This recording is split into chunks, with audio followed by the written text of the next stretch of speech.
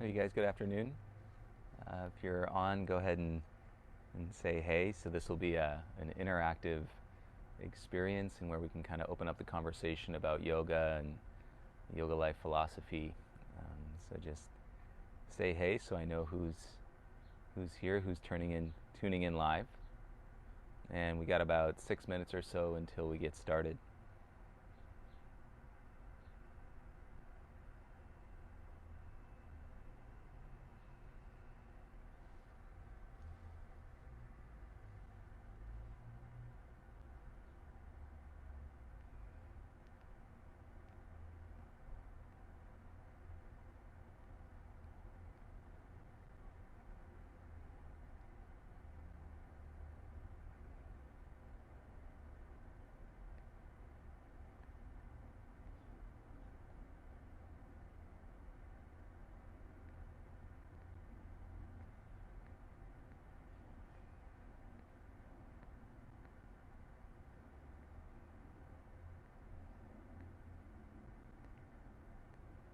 Hey, Derek, good afternoon.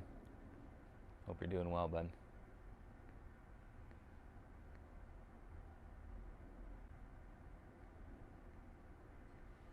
And question I have for you, Derek, if you saw, I'm not sure if you saw the post that I made for this live chat today, but it was a picture from one of our retreats on Maui, and we're all sitting on the meditation deck. My question is, how long ago does that feel like? Does it feel like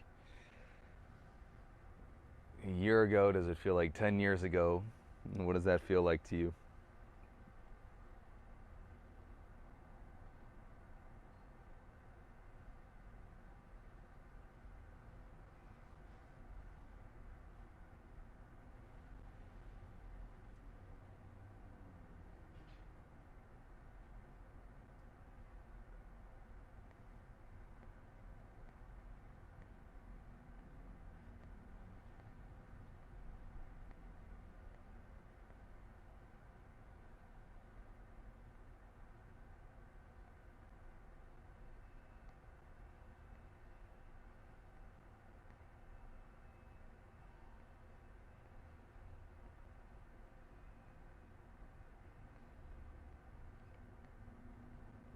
Hey, hi again, everybody who's tuning in. If you're just getting set up, you'll want to make sure that you can access the live chat feature on the YouTube video. That's how we can interact, and you can present questions or topics or things that you're curious about, anything related to your yoga practice, physically, mentally, emotionally, spiritually, and we can take it from there.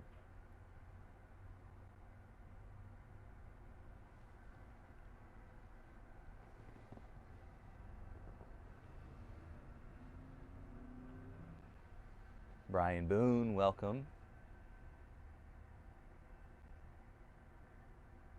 Yeah, so great. So Derek or Brian, if you guys think of anything, or if anybody thinks of anything, even while I'm talking, just go ahead and put it into the live chat, and then I can weave it into the conversation. 10 years. I'm with you, Derek. I am with you. I was looking at that picture, and I want to say it was about 3 years ago, because I remember Bri Rai on the retreat giving us his fives, and yeah, is it 3 years? Is it 5 years? But it feels so long ago.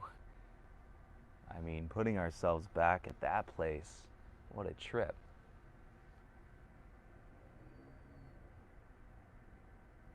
Even things, we've done within the last year and feel like forever ago. The last retreat, Brian, that you were on when we were in Cabo, um, that feels like forever ago.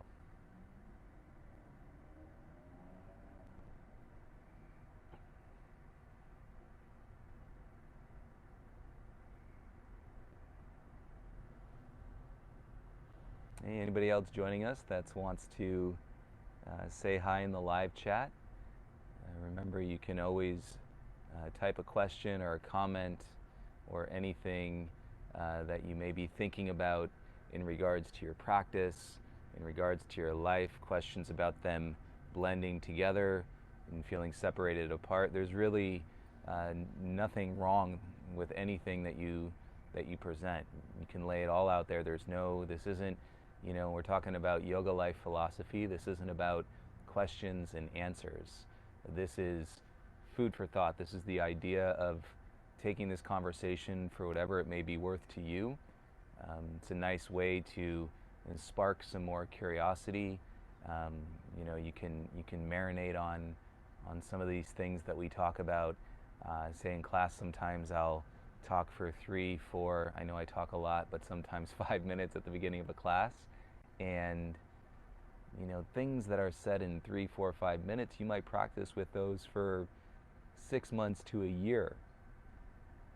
And so we know that we're constantly receiving more information, and we're stimulated by that information.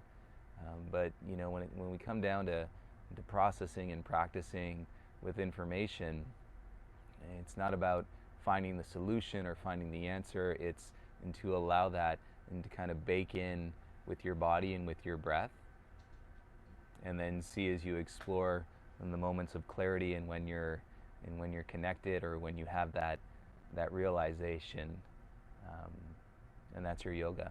That's your yoga on your mat for sure. Hi, cousin.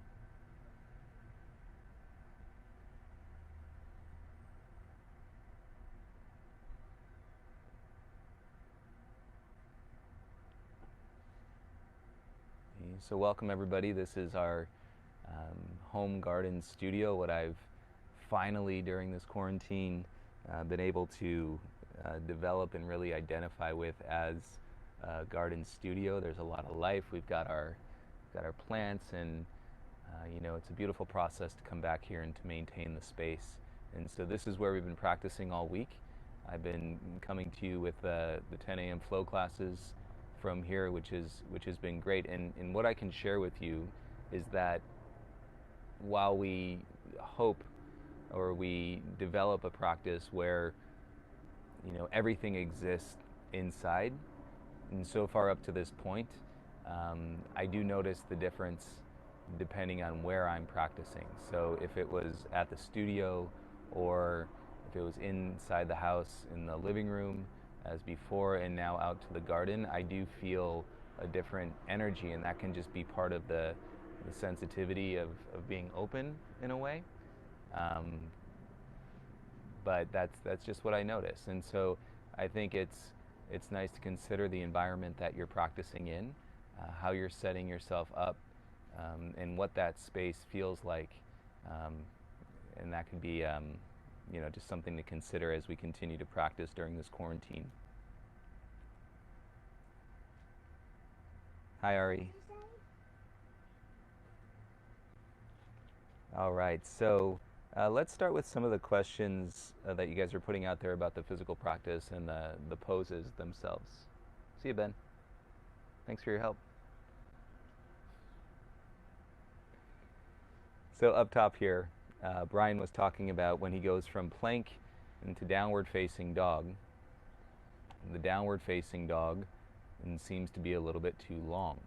So typically what I'm used to hearing is that when you're in plank and you go back to downward facing dog, your downward facing dog is a little bit too short, and you have to adjust and shuffle the feet back.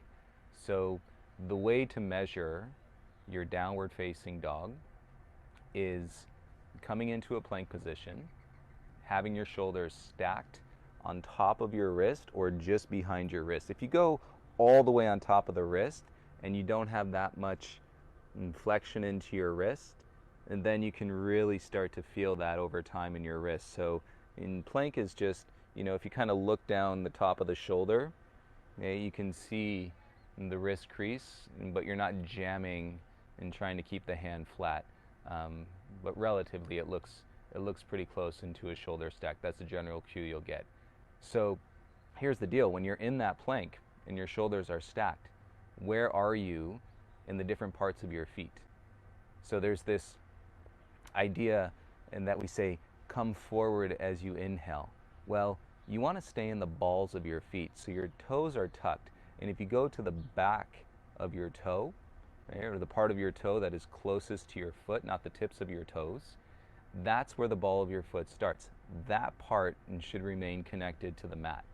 That's going to engage in the action of your legs in plank. I had somebody last week, they've been practicing for years and years and years. And this is the beauty of repetition. He shared in a message after class, he said, I don't know why. I've heard the instructions, I've heard the cues a million times, but for some reason today, when you said, come forward and stay connected to the ball of your foot, it put him in a different position with a different activation in his body. And he said it fired up his legs, it fired up his core. His core was actually sore. Like if he tried to laugh, he said the next day, like his core was sore just from plank, not doing any crunches or anything else, just from the plank. So you want to be in the balls of your feet, not on the tips of your toes, not lifting the balls of the feet off the mat. And so at that point, here's the length, and here's your setup for your downward facing dog. Okay, now the challenge becomes, how do you take this grounding action, lift it up through your limbs and your legs and through your arms, and deal with any tightness that you may be carrying in your hamstrings and your back body into your hips, and to then elevate yourself into the inverted V of the down dog. So I would say, the better opportunity to explore would, I feel too wide here, I feel too long, right? And all you got to do from that point is play into the shoulders, creating more space in the shoulders, keeping your hands grounded. That's the cue of turning your elbows in to rotate your shoulders out, and then drive like crazy to get your breath and to activate the muscles underneath your belly button. And so it's like I have a string in the back side of your belly button, and I'm pulling that up towards the sky when you're in your downward facing dog. But in the balls of the feet, that's where you're going to sustain the action to your thighs, right? Obviously, you want to make sure you have a nice ground to your mat. So if you're on a towel and it's slippery, that's going to make it more difficult, right? Once you're sweating and perhaps a little bit more sticky and you're grounding through your hands and your feet, and now you're going to feel that draw. But that's the key, is getting all of this, okay, up the limbs and connected to your core, and then working from there. And so you can just play with that. You can go into your plank, exhale, draw your hips up, press into your down dog, and then inhale, flatten back out into a plank, and then exhale, draw back up into a downward facing dog. Make little adjustments. Hands down, turn your middle fingers out, draw your elbows in, feel the length of the inner arm, feel the space in your armpit, draw the shoulders away from the ears, and spread the flatness through the upper back, right? Cinch your side bodies, rotate your inner thighs up, and draw your outer hips back. So all of these things are what you want to be playing with, because you're getting the general cues in class. Your mind is hopefully focused on your breath, but there's so many possibilities of what you can explore when you really get into that setup, that alignment, and then feeling your way, right, without just adjusting your way through your practice, feeling your way, committing yourself to the ground. So I hope that helps a little bit, Brian Boone. But do that drill. Plank, shoulders above or just behind the wrist. Exhale the down dog. Don't move your hands or feet. And then do that 10 times, take a break, child's pose, come back, do it another 10 times, and you're going to change the orientation, you're going to change the landscape of your downward facing dog setup. We use that pose, especially in the vinyasa classes. We use downward facing dog very often, and kind of the most frequent use is in the transitions from one pose to the next. Good question.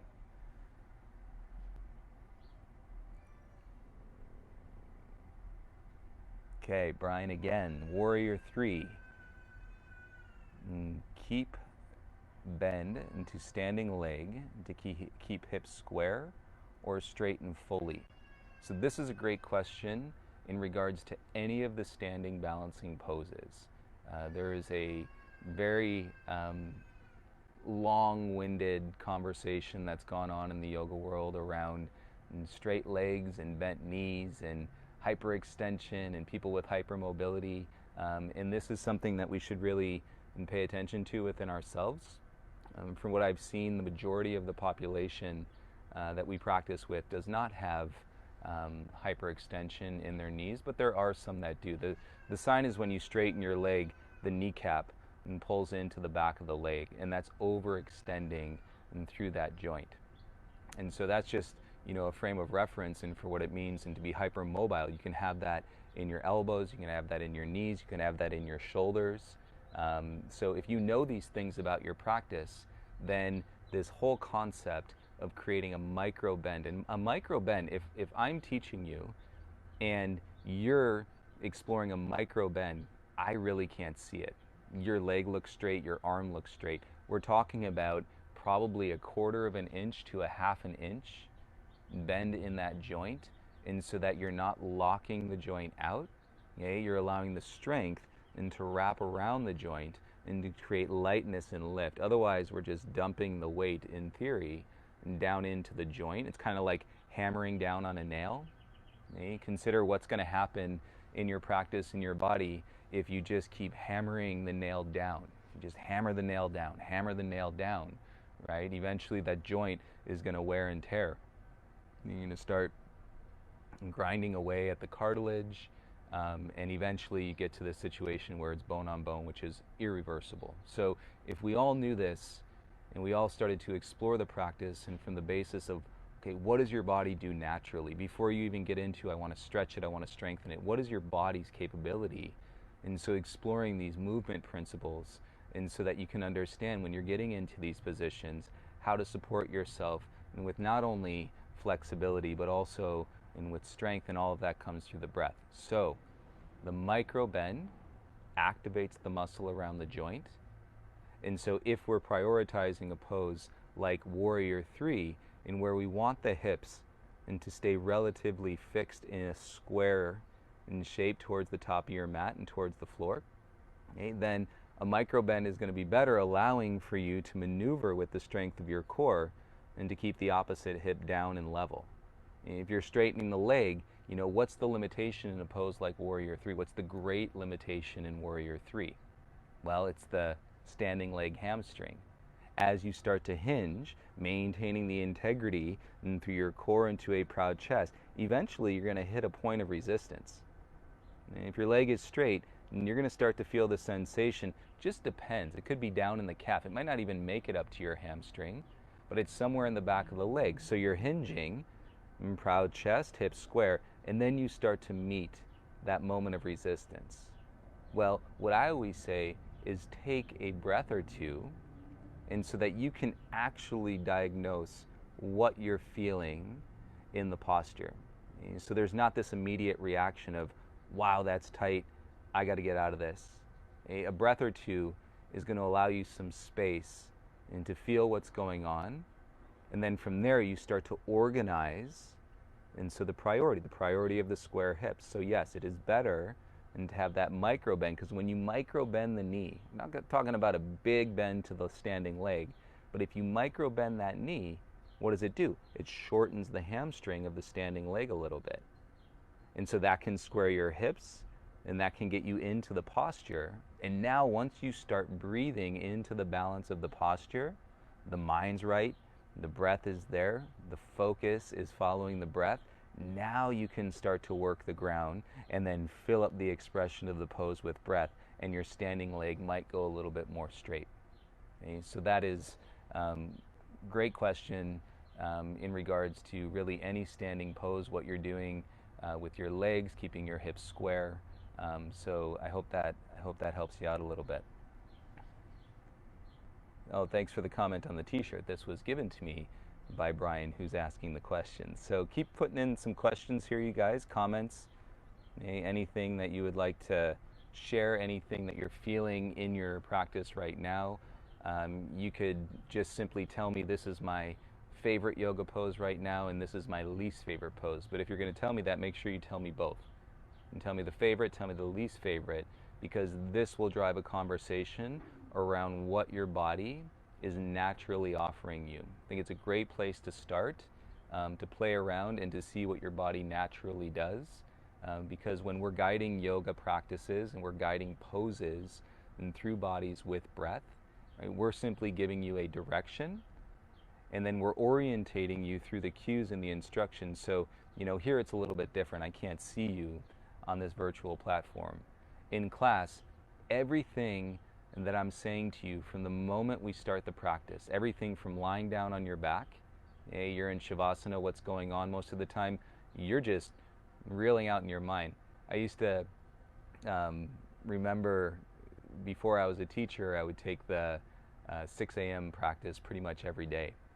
And you'd get to the studio, obviously you're a little tired, even if you're, killing it in life and you're like, I just wake up and feel so good. You're still a little tired to get going on that early morning practice. But, I remember lying on my mat and you would hear every time somebody walked into the door, you would hear the door open and close, open and close, open and close. And then there'd be that moment where the door opens and you know that it's the last time that that door opens because that person is your teacher. And in that moment, there is this switch, right? The train is leaving the station. It's what's so incredible about a yoga class is that it takes us on an adventure every single time. And I know it's a little different at home and there can be distractions that pull you off your mat. But when you're in the studio, you're in the room, unless there's the unforeseen circumstance where you got to go to the bathroom or whatever that may be, last person in is the teacher and the train leaves the station. Something happens within your mental state in that moment. You could just call it engagement. You can call it a knowing, an element in where you become more conscious and more aware that what's about to happen is actually happening. So everything from walking into the room, seeing how you guys are lying down, and cueing you through a few breaths, and getting you to roll to one side, coming into child's pose, all of that, right, is information that I can use and to guide you in a more intimate experience. That's why this is so different right now, right? But that's why I'm relying on these visualizations of knowing a lot of your bodies as we're moving through these practices, because that feedback that you start to give me, how you're breathing, is the breath short, right? I can hear the breath, all tells me things about where we can go with this practice today.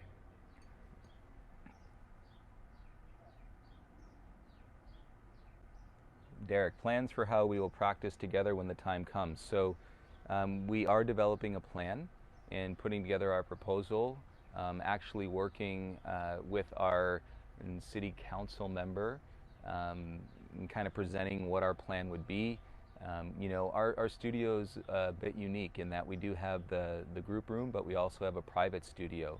And so as we feel that it's more safe, I anticipate that we would be able to offer private sessions first, one-on-one experiences, because in the private studio we can maintain a safe social distance of the recommended 6 feet, probably times 3. So we can create a really safe environment, contact-free, where you're able to come in without touching anything, bring your mat, have a practice in that hot room with one of your instructors. So I foresee that hopefully happening first, and then once we're able to filter back into the large studio, we have a capacity, and we did some of this before we closed down. We have a capacity of 48 people in that room comfortably. So in this time, and with safe social distancing, we have to be aware, of everybody around us.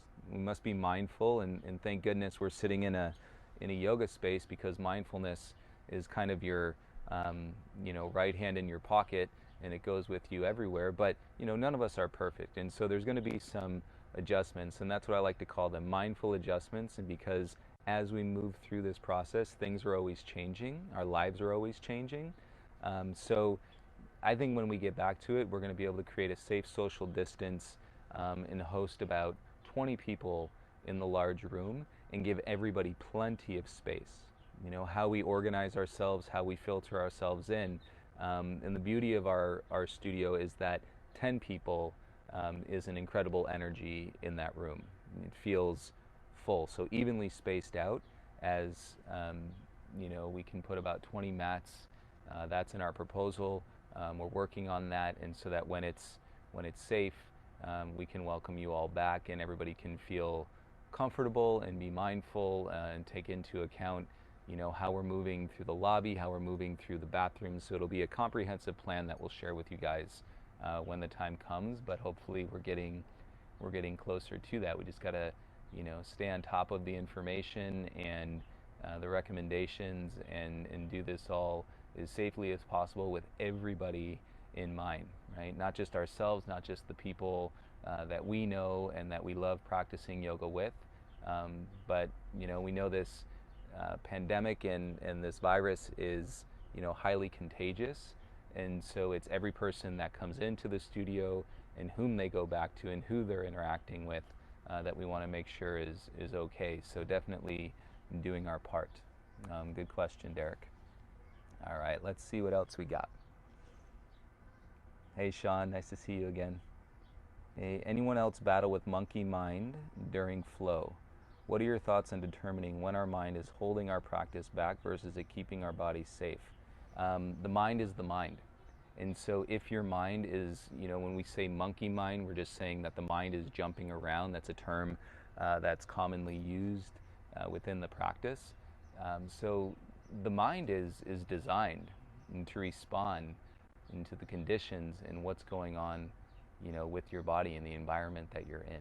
So it's not saying that there's anything wrong. And we know that everybody's mind functions differently, yet we have to reassure ourselves that for the most part, we all have the same parts and the same pieces of the mind. So we're built the same way. But the development of the mind, the movement of the mind, the experiences that have impacted the mind, there could be traumas and things that are associated with the way that your mind works. So my direction for every mind that comes into a practice is to build a relationship where you don't have to be jazzed about your mind, but you also don't have to be down on your mind, right? Build a relationship where you give your mind permission and to move and to go anywhere that it wants to go. Okay? The difference is here that your breath is what's driving the action to your body and to your movement. If it was your mind driving the action to your body and to your movement, if the mind is going crazy, then what's the body going to do? It's going to follow suit and it's going to go crazy. So here's the best place to be in your practice. Mind is jumping around. You're observing, mind is jumping around. But there's something that you're curious enough about. There's something that you're interested enough about. It could be your teacher, it could be the other people you're practicing. There's something that says, what am I really here to do? I'm really here to connect to my breath. So mind is moving. Part of your mind, even when you've got the monkey mind bouncing around, and can be drawn to focus on your breath.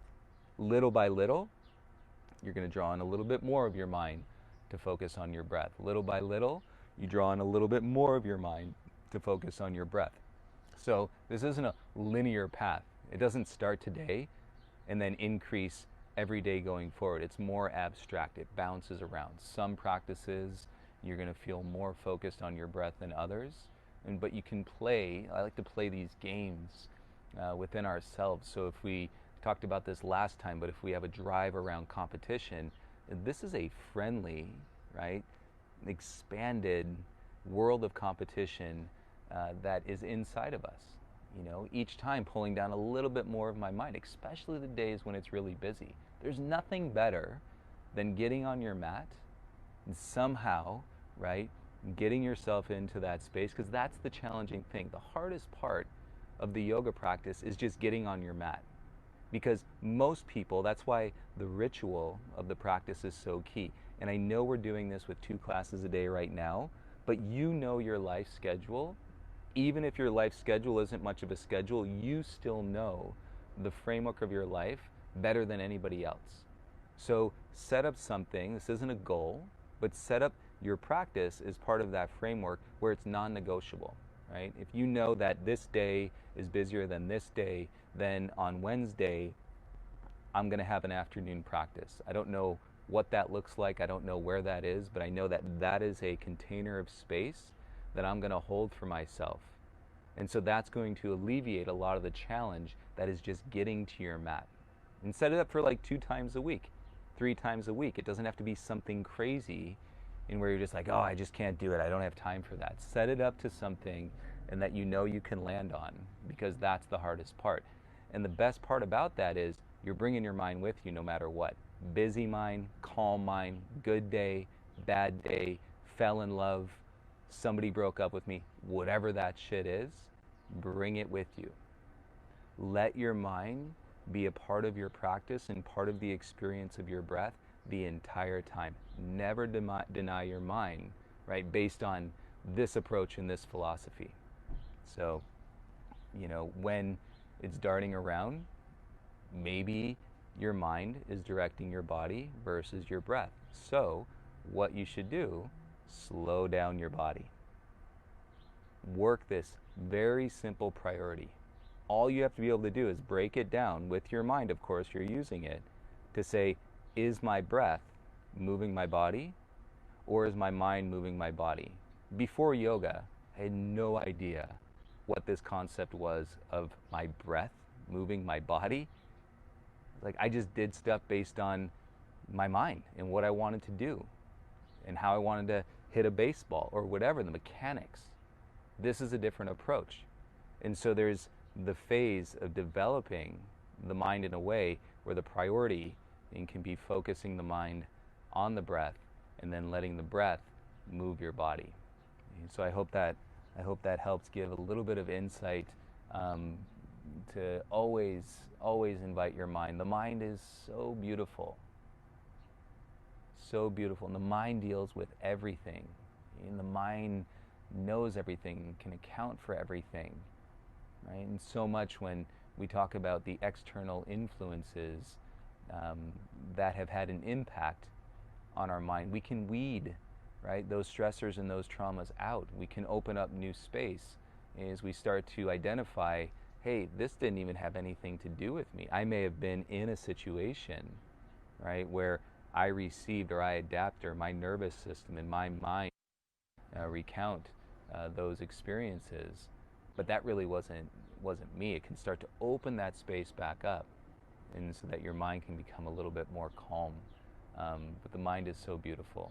And you never deny it from what it's doing, because it's doing exactly what it's supposed to be. Cousin Christine, welcome. She asks, how does the detox practice affect our organs in terms of cleansing?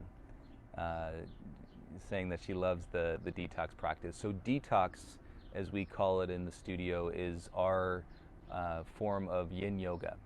And yin yoga is quite the opposite of yang yoga or vinyasa or flow or hatha yoga. The basis behind yin yoga is based on Chinese meridian-based theory.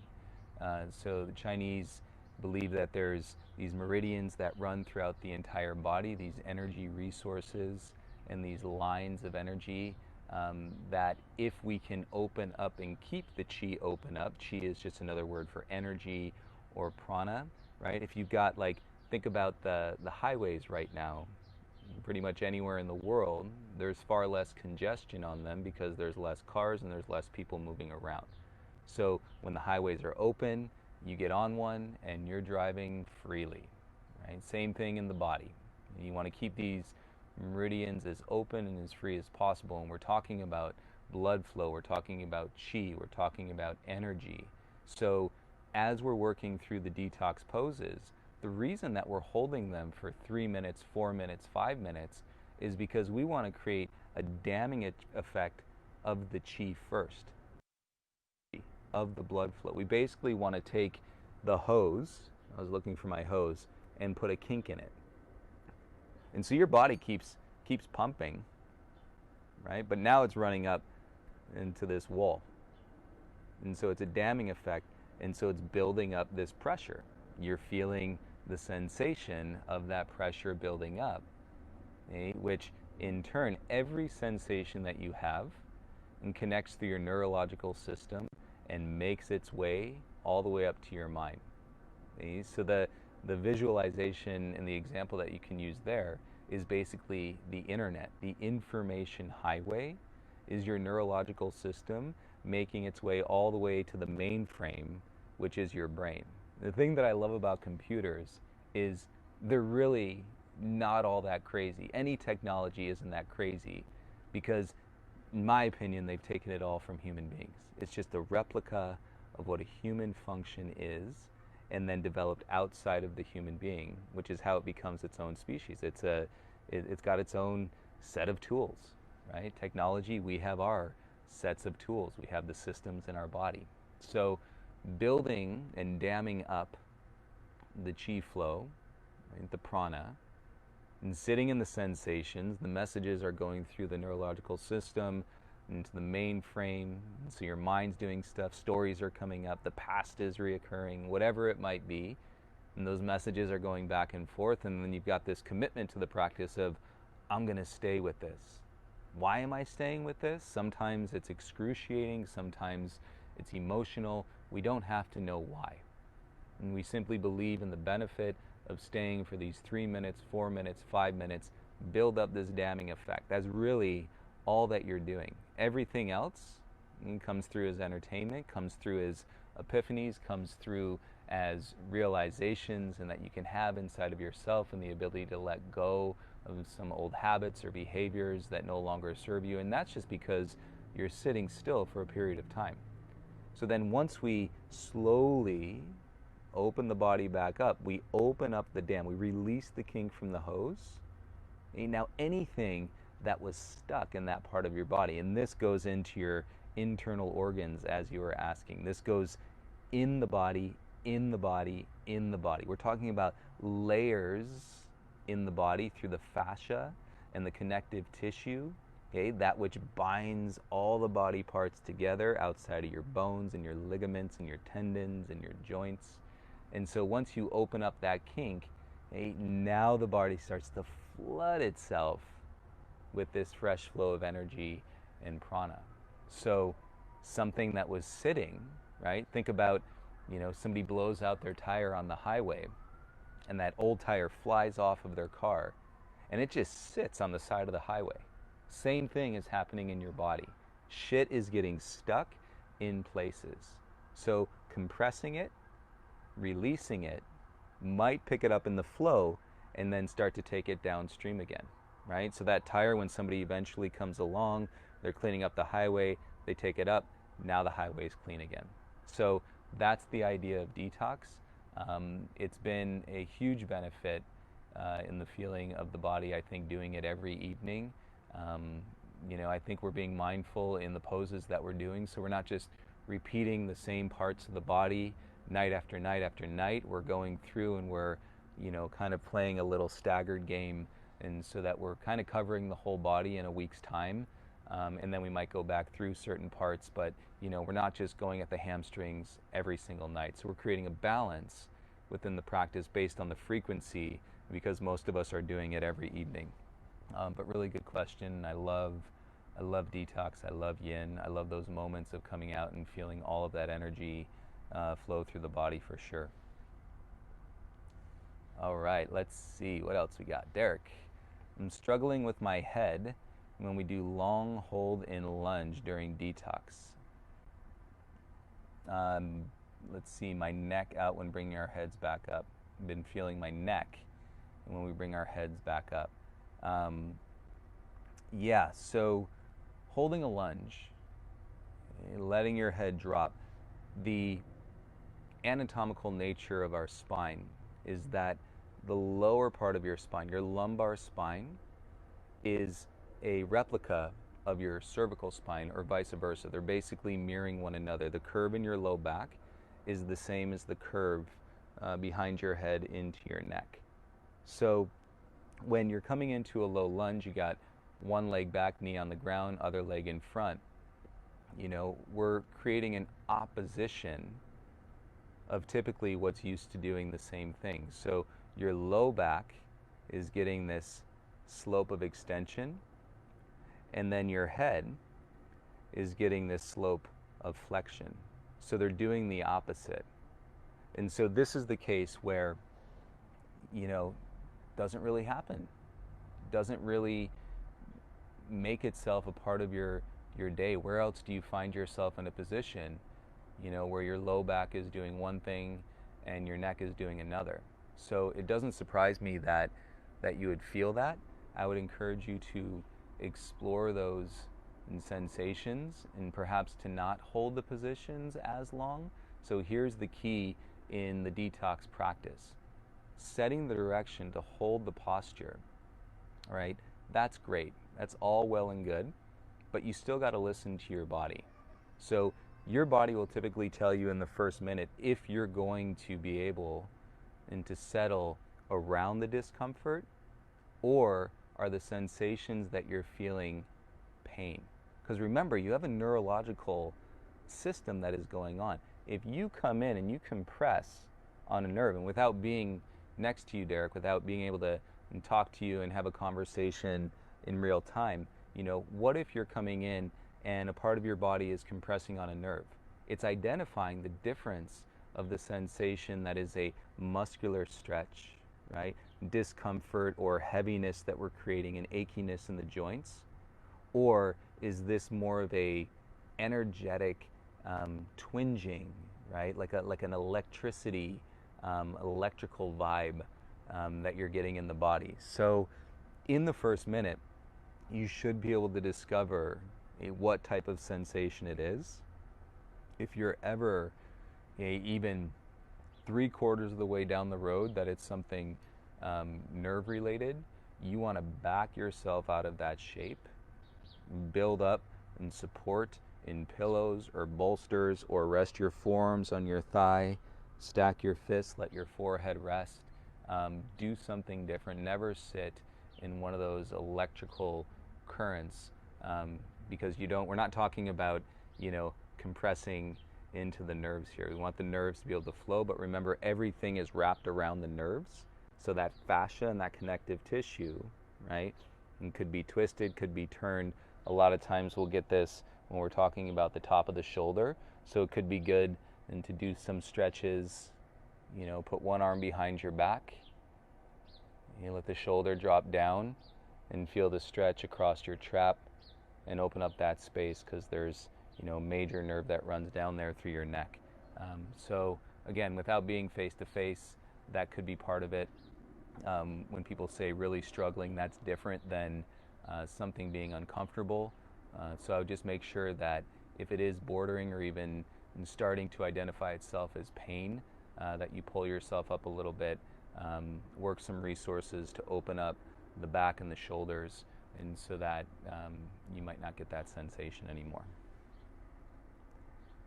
Bradley, how you doing, bud? Says, your dedication and consistency during this time is inspirational. I want to know how crucial the practice is to my life, how crucial the practice is to his life since this began. Well, I really appreciate that, and I think right now we all want to consider what we can do, and there's a lot of people that are doing a lot of things, and we're fully accounted for that. Even if our part is staying at home, that's really what we've been asked to do. So I don't think that this is anything that we've really had to try to discover, to present, or to offer you guys. When I think about sharing the practice, it's something that I love doing every single day, and when the studio is open, I do it, and far much more than what we're doing now. So this is actually a pullback, perhaps a little bit more consistent with the scheduling, but it's actually pulled back on the normal schedule of teaching 5 or 6 classes a day in the hot room. And like I said towards the beginning, wanted to offer you guys the opportunity like we do on a yoga retreat, because I've seen over the years how much yoga retreats, and when you create this space inside time, and can really benefit the human mind and change the course of behavior and drive a new curiosity, and sometimes developing new habits, and can help us drop old habits, and then add on the fact that we're all doing it together and that we can see each other doing it together. There's definitely something tangible for me seeing your names pop up when we sign on for class, and that's really amazing. So I just feel like we're doing our part, And I know yoga isn't everything, and that's part of the philosophy is just because you love yoga doesn't mean that your life has to be all yoga. In my example, loving yoga turned into doing a teacher training, turned into becoming a yoga instructor, and turned into opening up a studio. But that's not the way that it has to be. Yoga will develop and support you in whatever your passion and whatever your purpose is. So, if you're clear, for example, that you're not doing or living out the path of passion and purpose, it's just not filled you up yet. A great way to not put any pressure on yourself and say, I got to figure this shit out, is to simply hit your mat with a tremendous amount of consistency like you're doing right now. And I'm not saying you in regards to anybody specifically. In general, hit your mat consistently and let the yoga, right, support you in your life. And because there's going to be plenty of times and when there's stuff going on in your life, and that is going to support you in your yoga. So realize that relationship and reciprocity, it gives and it gives back. It's pretty amazing. So thank you. All right, kneeling on our feet can cause discomfort and other times feels effortless. Are there things we can do to stretch the feet, the ankles, to create a better foot? Dancer's point. Yeah, so really what I think of, there's obviously the knees. If you're sitting on your shins and you're sitting back onto your heels, depends on what type of foot you have. Do you have a big arch in your foot? Do you have a fallen arch in your foot? Sitting on your shins, hips on your heels, is actually going to increase the arch in your foot. So for people that are flat foot, I recommend when you're watching Netflix or when you're doing a little relaxation at your house, and to sit in this pose intermittently, and that'll help create a little bit more arch to your foot. It's not going to like change it overnight. It might not be as dramatic as you want it to be, but a real flat foot, it can start to build in some of that support, because the arch is the strongest architectural shape, and it exists in different parts of your body where you need the greatest amount of support. That's why it's in your foot. That's why it's in your spine, those arches, because they're very strong. So the other thing to contend with when you're sitting on your shins and you're feeling perhaps that discomfort in your ankles are your knees, and then down the shins, the bones in your shins, right? The bones in the tops of your feet. And so little adjustments. When you come into the pose, might be as simple as letting the heels slide out a little bit, keeping the heels in, right? The way that your bones are shaped are unique to your body, even though we all have pretty much the same bones in our body. You have twists and you have turns. So the development of the bone. So feel free to make those little adjustments, turn the heels out a little bit, right? When we're talking about sitting on a mat, you're talking about an 1/8 inch of padding that you're putting your body down onto. That might not be enough for some people. When your body is bony to the point where your bones, I have these bones on the tops of my feet that I can show you guys in person one day, and they protrude out of the top of my foot. So sitting down on an 1/8 inch mat pretty much feels like I'm sitting down on concrete when those bones are jamming down. So use the block. Use the towel underneath your bum. Put a towel of padding underneath the tops of your feet, right? Use the prop. People think sometimes that props are a sign of a limitation. Not true. It's a sign of acceptance, and it's actually a deeper awareness, and to understand, like I was saying at the beginning of this conversation, what is my body naturally built to do? And if it's not naturally built, then to sit because of the amount of discomfort, right, then put some padding in there. So this is around the whole idea of what we were talking about in this morning's class, humility as our teacher. Not worried about what it looks like for that person next to me and what they can do and how their dancer's pose looks, and then ultimately flowing through the evolution of your changes. And one day you might find, hey, that sensation, right, is no longer the same as what I remember it to be. So I can certainly account for times sitting, right? Everything's connected, don't forget. Sitting might not even be the discomfort in your feet, it could be the tightness in your hips. And so as you work the repetition in the sequences of the poses, you're going to go through phases. Something is going to identify itself, and you're like, that thing just keeps nagging at me. Keep breathing, keep becoming more mindful around it, and pay attention, observe it with your mind. Don't try to push it away, don't try to fix it. Breathe with it, slow down your movements, and then watch this stuff change as your body continues to expand and your breath and becomes a bigger and bigger part of your center. I hope that helps. Hey, Bonnie.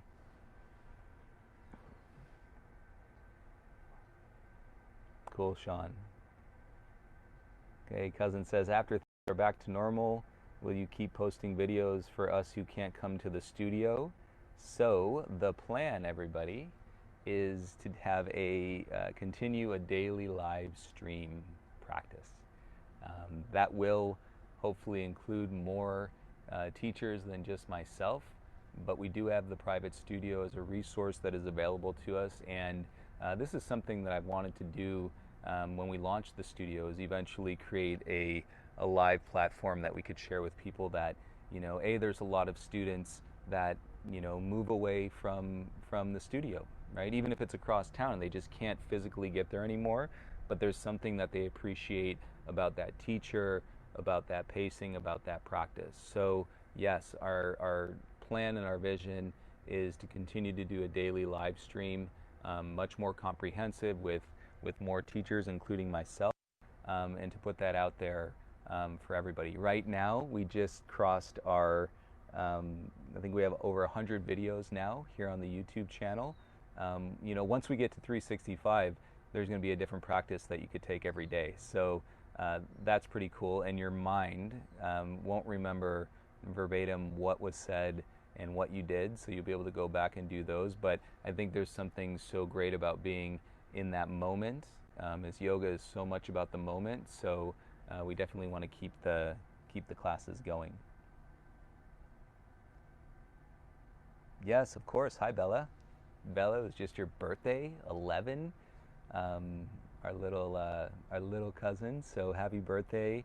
And I know that you're a little yogi yourself. And when you guys came to visit the studio, it was so cute when you all came in.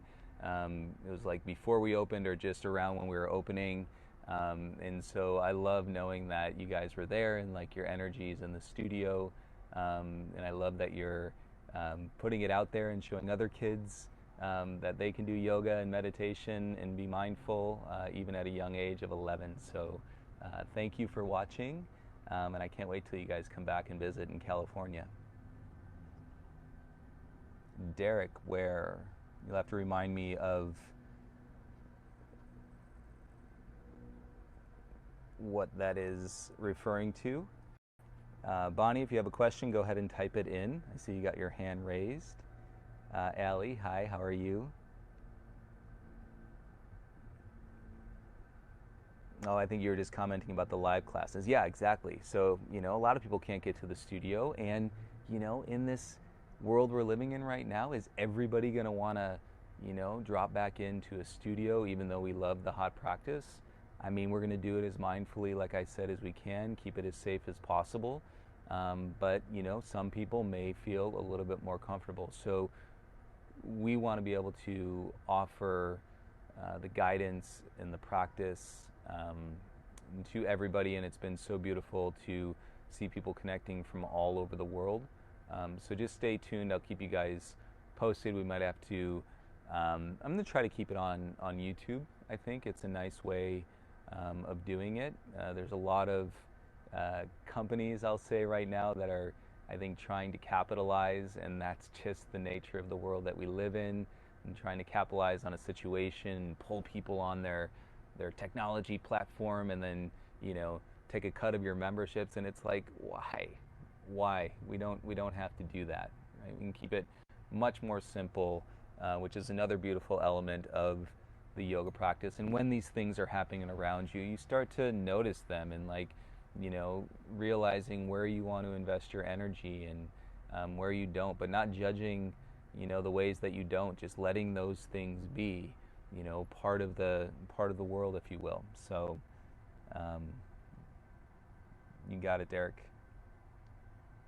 Yeah, small adjustments and patience. Sorry, you're doing great. I think you've done every single class since we've been on here. Um, 61 classes now is where we're at, I think, with all the flows and the detoxes, and that's in about 38 days since we started doing 2 classes a day.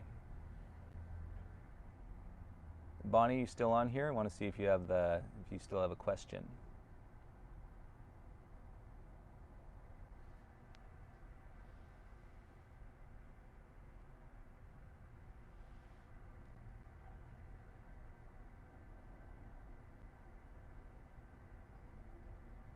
I was sharing at the beginning of this. I posted when I was posting on Instagram about this session, I shared a photo from a retreat that we did in Maui several years ago.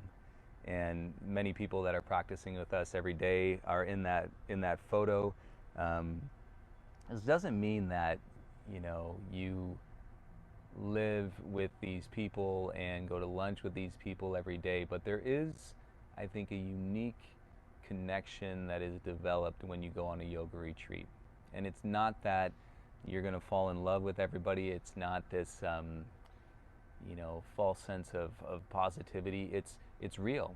And we all get into this group and we all clash in different ways. And I, hear people say things like, I'm not used to eating, with a group of 30 people. And now I'm having breakfast, lunch, and dinner with 30 people, and it's driving me crazy. So it's a beautiful environment because the judgments are going to be like we say, oh, no judgment. Okay, all of that is the direction. Remember, this is all the practice. It doesn't mean that we're not going to judge each other. It doesn't mean that we're not going to get short with each other, but it means that we're willing to entertain in space within our actions, right? A reflection into our conversation in where we can, in short term, kind of look back at what may have transpired and learn from it and grow from it.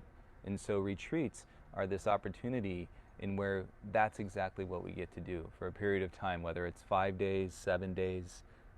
Typically, that's the range. But we wake up in a really beautiful place most of the time. First people to wake, we have some incredible conversations. Thinking of Maui, I know, Derek, you're always one of the first ones to be up with me, Brian Boone, in Mexico. I wake up super early and get our coffee, and we're hanging out. We're like having philosophical conversations and just chilling and rapping like this, first thing in the morning, which feeds into a morning practice, and we all move, and coming off of the night before where we had a beautiful nutritious dinner and a meal, and so this family style affair. And so, as we all know with families, they come with challenges, and the relationships that are closest to us can sometimes present certain challenges and debates within our minds, and things that we need to or can explore within ourselves. And I think this is the freedom that is the pursuit of being on this path, is that we're no longer projecting ourselves onto other people, but we're seeing ourselves in other people, and other people can see themselves in us. And that's a lot of what's going on when we find a community or we find a practice or a studio where we like being a part of. We're probably seeing ourselves in other people that are around us, and others are probably seeing themselves in you. So that beautiful mirror and reflection, it just is intensified a bit when you're on a yoga retreat. And like I said, most of the time they're in a beautiful place, and they get you out of your normal routine and habits and patterns. And then the people that you share, it's always interesting in a very short amount of time. Day one, you might be like, I don't see myself vibing with that person. Like when they opened up in the opening circle and they said hi, man, I was annoyed or whatever.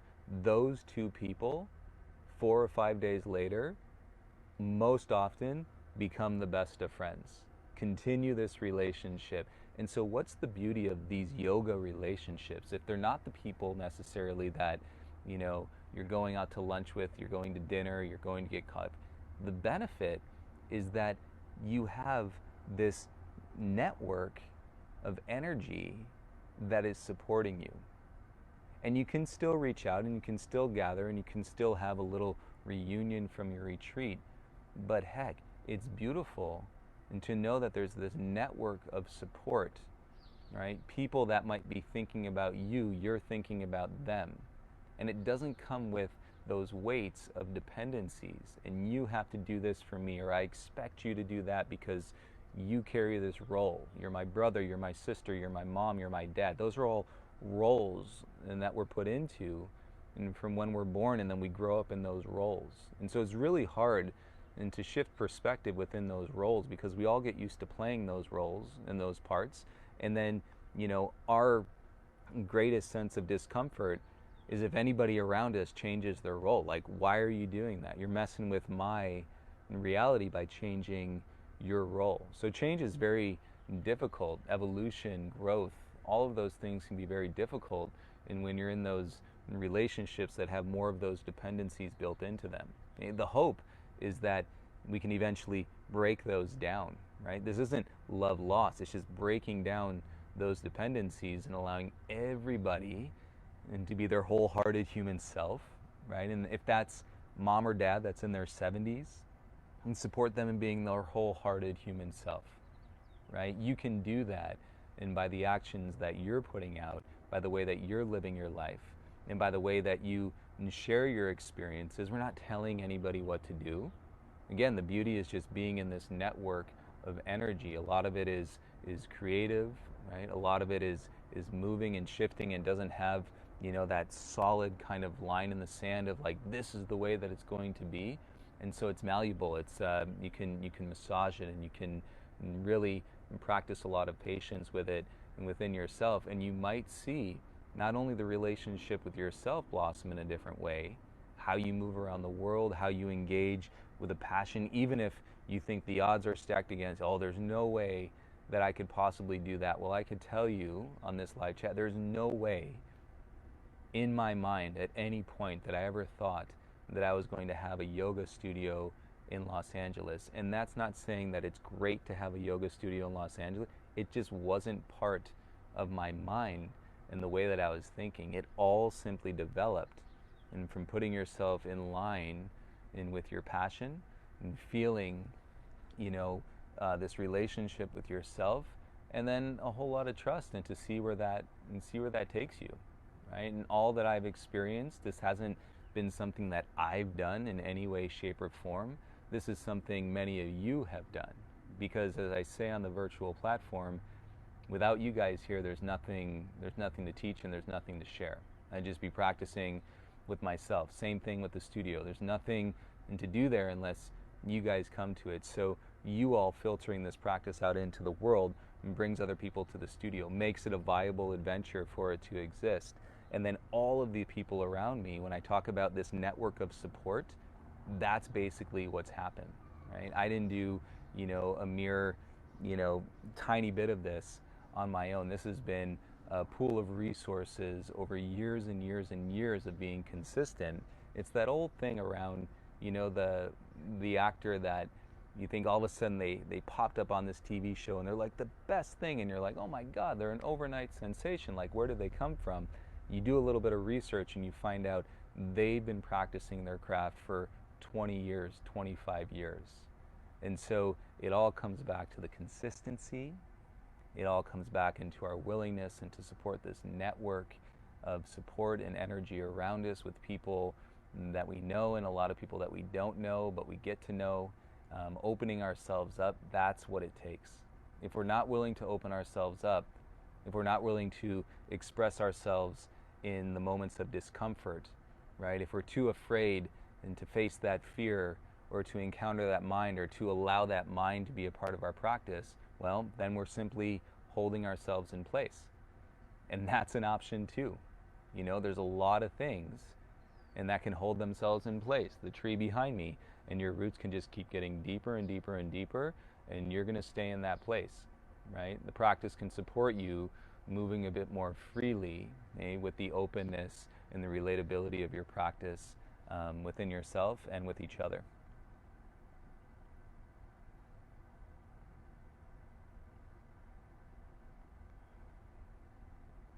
Do you guys have anything else that you'd like to hear about? We just got about a couple minutes, but I feel like this is a pretty good spot. I don't think I'll start another train of thought. If you guys have anything else, let me know.